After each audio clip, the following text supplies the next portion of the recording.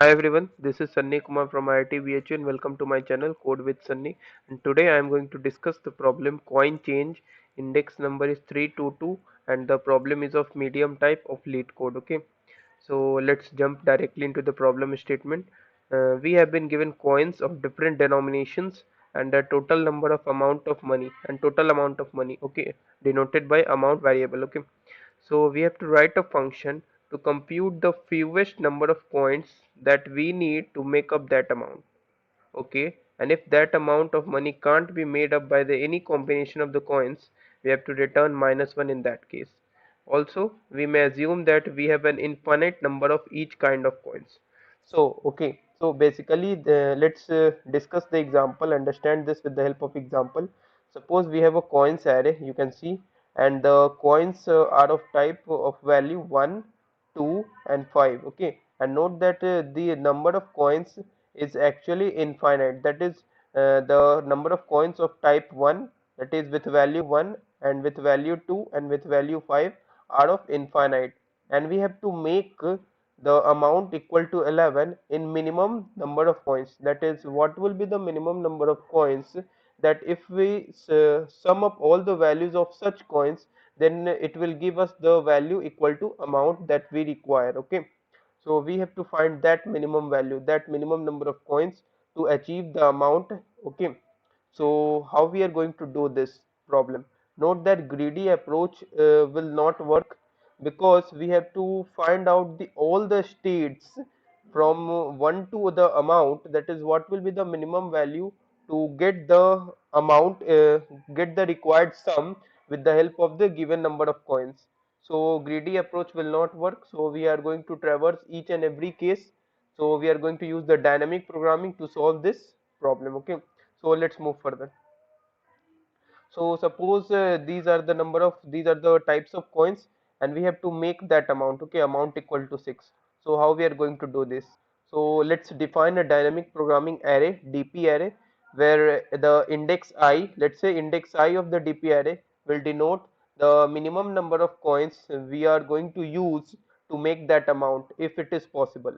So let's initialize our DP array with a base case value equal to 0.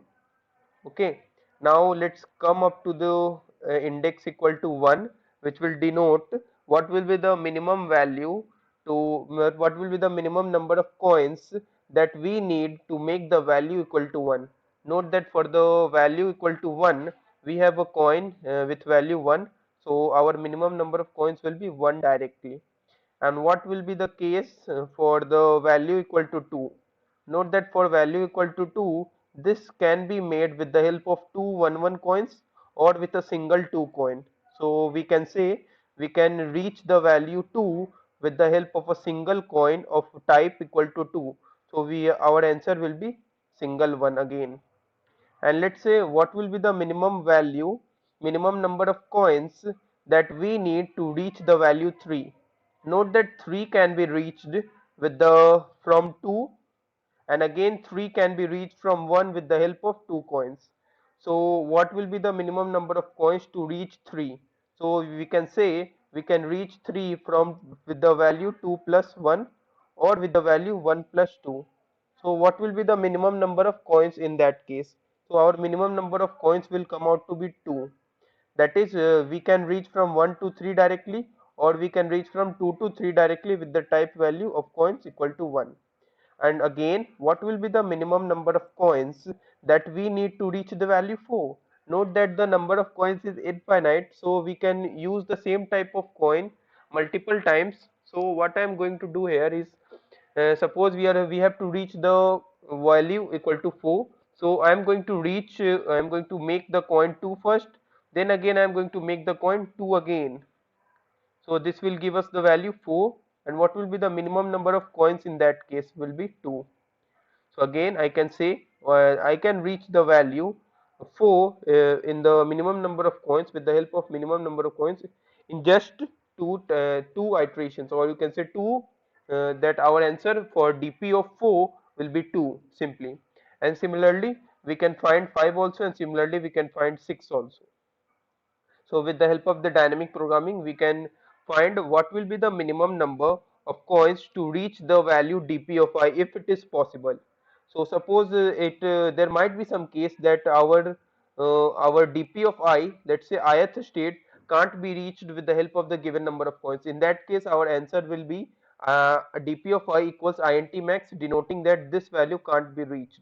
Okay, so let's move on to the code to understand how we can implement this dynamic programming state. Okay, so let's move further. So let me first enlarge this. Okay, so let's write an efficient code. Okay, so I'm going to begin with, let's define a size first. Let us say n equals coins dot size. Okay, now I'm going to write a define a dp array where dp of I is going to denote minimum number of coins, minimum number of coins to achieve, minimum number of coins to achieve the value equal to dp of I. Okay, so let's traverse the dp array and fill up all the values. So I'm going to first make a dp array vector of int dp of let's say amount plus 1, and it will be valid because if we look out the constraints, our amount will vary up to 10 power 4. So making such array will be accepted, or we can say. Okay, so let us define with int max. So if such a value can't be achieved, then it will remain as int max, denoting that it will never be achievable. Okay, so let's define the base case dp of 0 as 0. So I'm going to write here as base case. Okay, now let's move further. Let's iterate in the our actual uh, that is, let's say I'm going to iterate from I equal to 1 until, let's say I'm going to denote it by cost 1, and cost is going to be less than equal to, let's say cost is going to be less than equal to amount, and then cost is incremented every time. Okay, and what about the number of coins, that is type of coins? Let us iterate for that. I into the I equal to 0 and I is less than and then I is going to be incremented by every time 1. And note that whenever the value of the coin is greater than the or you can say whenever the value of the coin is less than or equal to the given cost, then we can use that coin. So I am going to write if cost is going to be greater than or equal to coins of I, then we can use that coin. Also I am going to write for taking the minimum value, I need to write here if dp of cost minus coins of I is not equal to int max.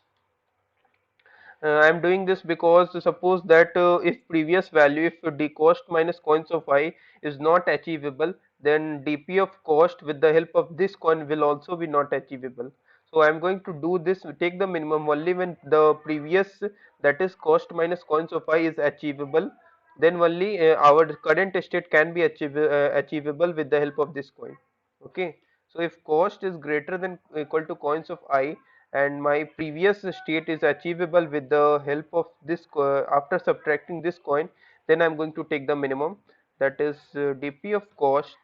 Okay, will be a minimum of dp of cost, and again the dp of cost minus let's say coins of I. Okay, I think this will be acceptable. Okay, so finally I'm going to return if dp of cost is equals to int max, that is this state is never achievable, then I'm going to return as minus 1, otherwise return dp of cost directly. So this is fine. So let me comment here and write if current state is achievable with the help of this coin, and also previous state is also achievable, then I am going to move further. Okay,